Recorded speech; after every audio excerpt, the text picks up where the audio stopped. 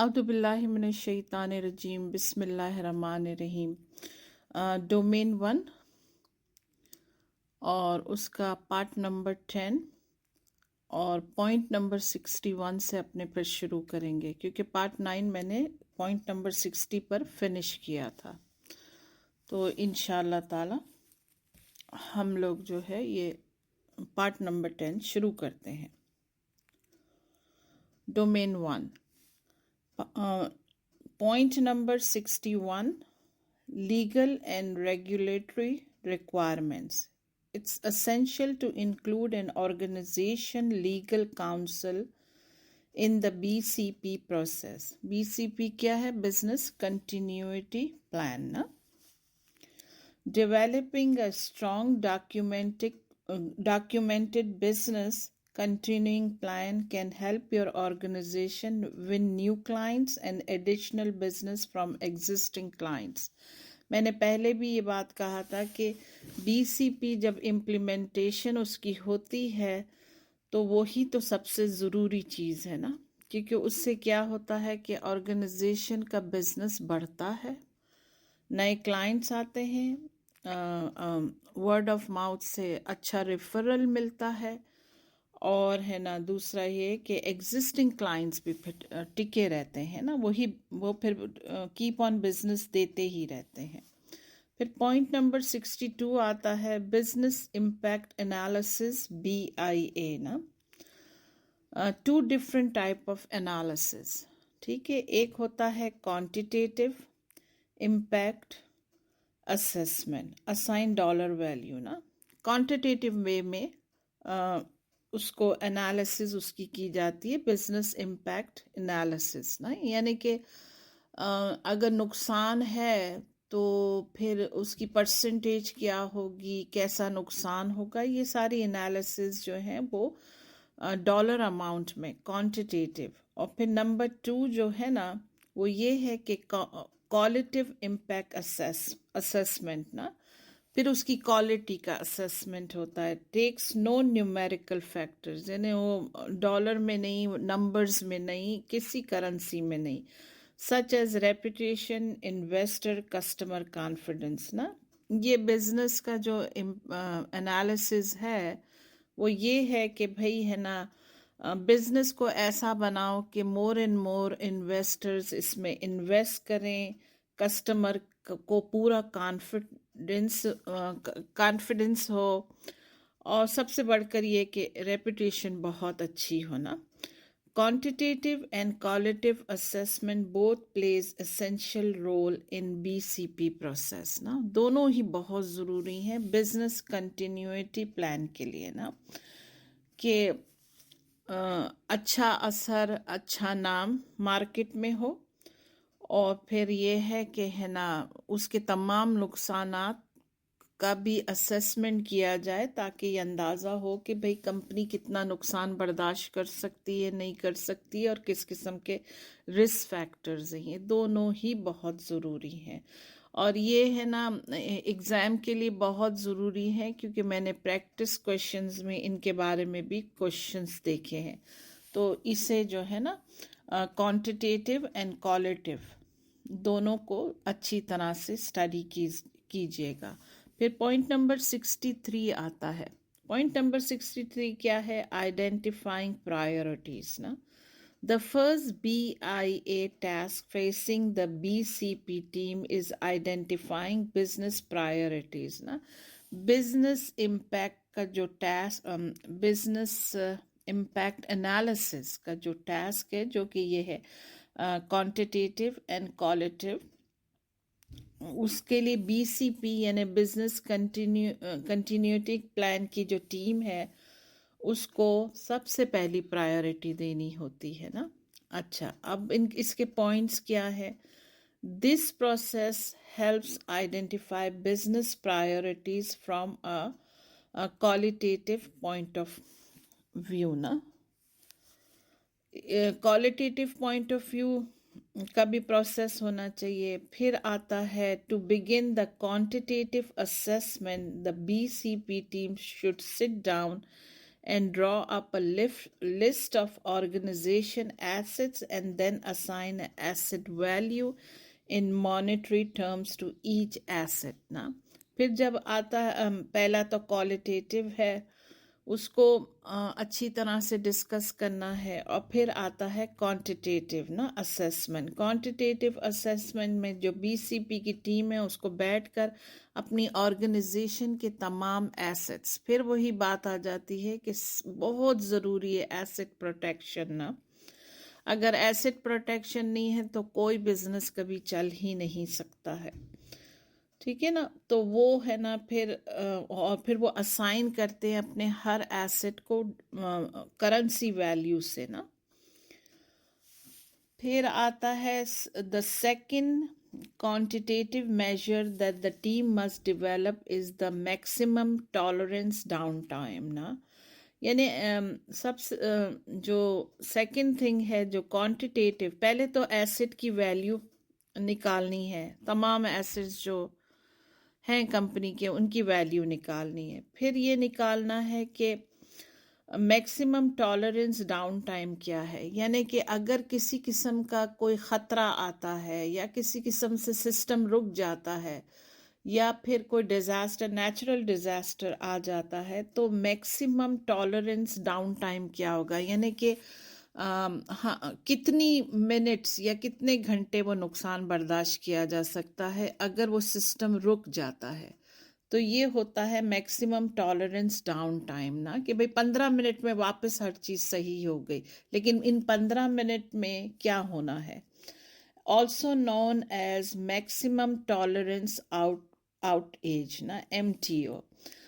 फिर आता है point the recovery time objective, RTO, for each business function is the amount of time in which you think you are feasibly recover the function in the event of disruption है ना.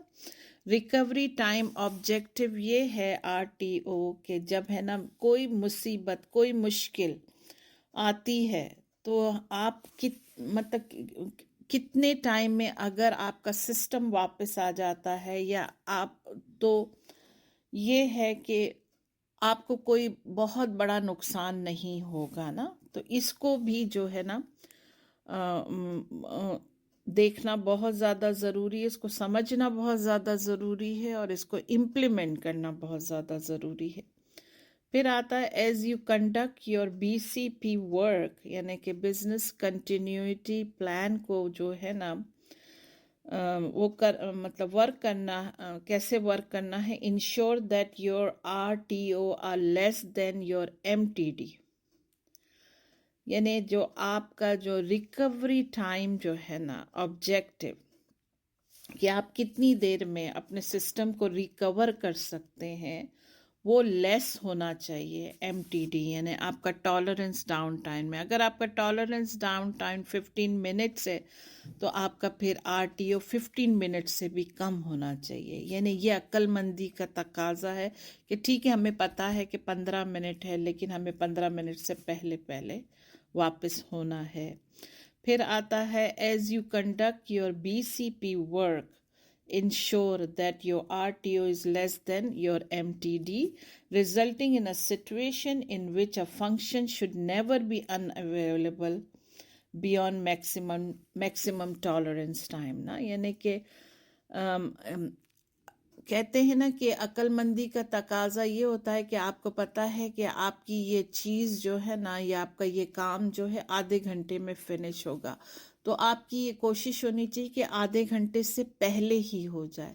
कहीं ऐसा ना हो कि आधे घंटे से ज़्यादा टाइम बढ़ जाए ना, तो ये रिस्क नहीं लेना चाहिए, बल्कि उसे कोशिश करके पहले से कर लेना चाहिए. ये भी बहुत ज़रूरी टर्म्स हैं एग्ज़ाम के लिहाज से, तो ज़रा इसको अच्छी तरह से स्टडी कीजिएगा ना. अच्छा, फिर आता है 64, point number 64, risk identification. Risk comes in two form. Natural risk होते हैं या नेचुरल डिज़ास्टर्स होते हैं, कुदरती आफात जिसे उर्दू में कहते हैं, स्टॉर्म्स है, हरिकेन्स है, टॉर्नेडोज़ हैं, लाइटनिंग स्ट्राइक्स है, अर्थक्वेक है, मड स्लाइड्स है, والکینو ہے، اینڈ اب تو ہم بہت اچھی طرح سے سمجھتے ہیں کہ پینڈیمک جس نے سب سے زیادہ مطلب جس نے سب سے زیادہ نقصان کیا. پھر آتا ہے پرسن میڈ رسک نا، انسان کے پیدا کردہ رسک، جس میں ہے ٹیررسٹ ایکٹ ہے، تھیفٹ ہے، پاور آؤٹ ریج ہے، بلڈنگ کا کولیپس ہو جانا، انٹرنیٹ ڈسٹرپشن ہونا، یا اکنامیکل کرائسس نا. اکنامیکل کرائسس بھی بہت زیادہ جو ہے رسک پیدا کرتا ہے نا. یعنی اگر اکنامیکل کرائسس سے جو بھی کنٹری گزر رہی ہے، ہم جانتے ہیں کہ وہ کیسے کیسے رسک کے اوپر وہ کنٹری ہوتی ہے نا. تو یہ جو ہے یہ دو طرح کے جو ہیں رسک ہیں، اور یہ بہت ایزی سی بات ہے اور ہم سب اس بات کو اچھے سے جانتے ہیں. Point number 65 likelihood assessment. This step consists of a BCP team drawing up a comprehensive list of the events that can be threat to an organization ہے نا. بی سی پی ٹیم کو جو ہے نا اسٹیپ بائی اسٹیپ ایک چیز ڈرا کرنی ہے، لکھنی ہے کہ بھئی پورا کمپریہنسو، یعنی سبھی کو اس میں کور کرنا ہے کہ ایسے تمام چیزیں جو کہ ہے نا آرگنائزیشن کے لیے خطرہ ہے، چاہے وہ چھوٹی ہوں چاہے وہ بڑی ہوں، لیکن ہر چیز کو دیکھنا ہے کہ چھوٹا نقصان ہو بڑا نقصان ہو، اوور آل بنانا ہے کہ کیا کیا نقصانات ہے. First determine the annualized rate of occurrence نا، ARO، یعنی کہ یہ دیکھنا ہے کہ جو ہے کوئی بھی ڈیزاسٹر آتا ہے، فار ایگزامپل اگر آپ کی آرگنائزیشن ایسی جگہ پر ہے جہاں آگے لگنے کا خطرہ ہوتا ہے، ٹھیک ہے نا، تو بھائی اس کا انالیسس کرنا ہے، اس کو فائنڈ آؤٹ کرنا ہے کہ آگ کب کب لگتی ہیں، کس موسم میں لگتی ہیں، یا سال میں کتنی دفعہ لگتی ہیں، یا ہر سال نہیں ہوتی ہیں بلکہ 3 سال میں ایک دفعہ ہوتی ہے، 2 سال میں. اس کا AR ہو جاتا ہے نا، annualized rate of occurrence, that reflects the number of times a business expert experience a given disaster each year. ٹھیک ہے. پھر آتا ہے پوائنٹ نمبر 66 ہے impact analysis. It's one of the most important portion of BIA, business impact analysis. From quantitative point of view, we will cover 3 specific matrix نا. یہ بھی بہت امپورٹنٹ ہے اور میں نے اس پر بھی کوشچنز دیکھے ہیں پریکٹس ٹیسٹ کے اندر نا. اس کا نمبر 1 جو ہے the exposure factor, amount of damage that the risk poses to the asset, that is EF، it's percentage of loss. یعنی کہ ایکسپوجر فیکٹر جو ہے نا وہ یہ ہے EF، کہ کتنا ڈیمیج ہوگا اگر کسی قسم جس قسم کی بھی مشکل اور مصیبت اور رسک ایکسپیکٹڈ ہیں ان میں کتنا نقصان ہوگا. یعنی ایکسپوزر فیکٹر یہ ہے پرسنٹیج وائز نکالا جاتا ہے. کوئی بھی نقصان ہوتا ہے تو یہ تو نہیں ہے نا کہ مکمل ہر چیز ختم ہو جاتی ہے، کچھ پرسنٹیج اس کی ختم ہوتی ہے یا زیادہ پرسنٹیج اس کی ختم ہوتی ہے، لیکن وہ مکمل طور پہ تو ختم نہیں ہوتا ہے نا. تو اس کا جو ہے پرسنٹیج نکالنی ہے. اور پھر نمبر 2 یہ ہے the single loss expectancy, SLE represent the cost associated with a single realized risk against a specific asset نا. بہت حد تک یہ بات سمجھ میں آ گئی ہے لیکن پھر بھی بتاتی ہوں کہ دا سنگل لاس ایکسپیکٹنسی، یعنی کہ کوئی بھی ایک نقصان جو ہے وہ ریئلائز کرتی ہے کمپنی کوئی اسپیسیفک ایسٹ کے اوپر، ठीक है ना, कोई एक एसेट के ऊपर सिंगल लॉस क्या होगा। फिर पॉइंट नंबर 3 है the annualize loss expectancy, ALE, the monetary loss that the business expect to suffer during a typical year ना, यानी एक साल के अंदर क्या चीज़ें हैं जो है ना क्या नुकसान हो सकता है। ठीक है, कंपनी क्या सफ़र कर सकती है, कंपनी उसके लिए सिक्योरिटी कंट्रोल्स बनाती है ना, तो इसे कहते हैं एनुअलाइज्ड लॉस एक्सपेक्टेंसी, यानी साल में कितना लॉस एक्सपेक्टेड है। ठीक है, फिर आता है पॉइंट नंबर 4 ना, यानी लॉस ये है कि अगर जिस साल जो है आग लगी फॉर एग्जाम्पल, तो फिर उसका कितना सफ़र करेगी कंपनी, उसके हिसाब से सिक्योरिटी कंट्रोल्स बनते हैं। फिर नंबर 4 जो है वो ये है कि the number of damage you expect a disaster to occur each year, यानी कौन से डैमेज जो है ईच ईयर में एक्सपेक्टेड है।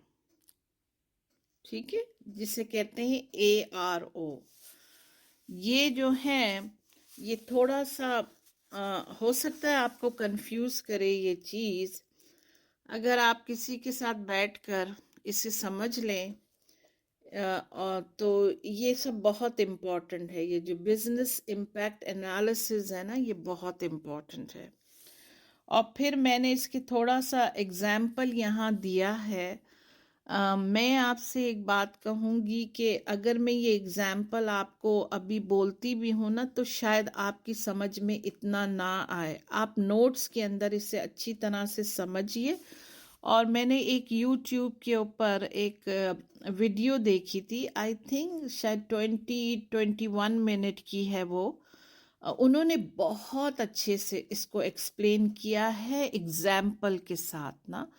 तो मैं इस लेक्चर के बाद है ना उस वीडियो को भी पोस्ट कर दूंगी, उस या तो लिंक पोस्ट करूंगी या वो वीडियो पोस्ट करूंगी, तो आप उसमें बहुत अच्छी तरह से समझ लेंगे, मुझे अल्लाह से उम्मीद है। दूसरी बात ये है कि ये बहुत इम्पॉर्टेंट है, तो इसे समझना बहुत ज़रूरी है, क्योंकि मैंने इसके बारे में काफ़ी क्वेश्चंस देखे हैं प्रैक्टिस टेस्ट के अंदर ना। फिर पॉइंट नंबर आता है 67, resource prioritization. From a quantitative point of view, this process is relatively straightforward ना। रिसोर्स की जो प्रायोरिटाइजेशंस है ना, वो ये हैं कि लाजमी है कि हर एसेट की अपनी एक वैल्यू होती है ना। तो ये तो नहीं है ना कि टेबल की वैल्यू पूरे कंप्यूटर सिस्टम की वैल्यू सेम होगी, नहीं, ऐसा नहीं होगा। टेबल की वैल्यू कम है और पूरे कंप्यूटर सिस्टम की वैल्यू ज़्यादा है, तो उसके हिसाब से जो है ना सिक्योरिटी कंट्रोल्स बनते हैं ना। You simply create a list of all the risk you analyse during the BIA process and sort them in descending order according to ALE, annualized loss expectancy, computed during the impact analysis phase.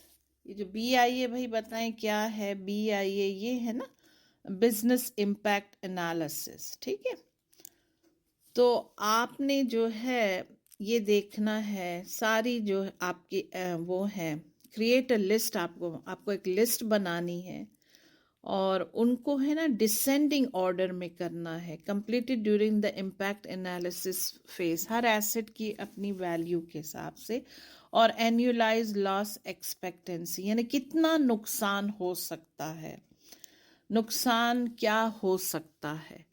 ठीक है ना, ये percentage wise होगा। Qualitative concern में justify elevating or lowering the priority of risks that already exist on the ALE sorted quantitative list.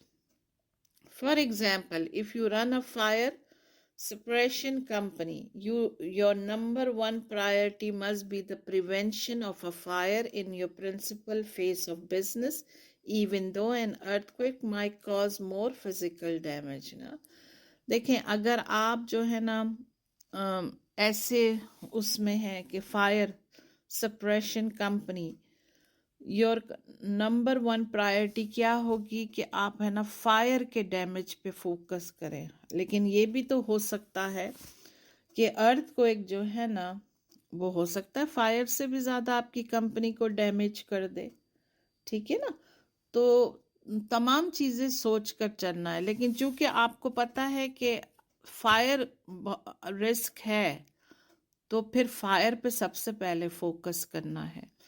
मैं यहाँ पे point number 67 पे पार्ट 10 को फिनिश करती हूँ। इंशाल्लाह उम्मीद रखती हूँ अल्लाह से कि आपको ये बातें समझ में आई होंगी, और फिर यही कहूँगी कि ये जो सारी कैलकुलेशंस है ना, ये मैं वीडियो करूँगी। उन्होंने बहुत अच्छे से इसको एक्सप्लेन किया है, एग्जाम्पल के साथ एक्सप्लेन किया है, और मुझे बहुत अच्छी तरह से वो बात समझ में आई। तो मैं उम्मीद करती हूँ कि आपको भी बहुत अच्छी तरह समझ में आएगी इंशाल्लाह। फिर पार्ट 11 को रिकॉर्ड करूँगी। Thank you for listening. अस्सलाम वालेकुम।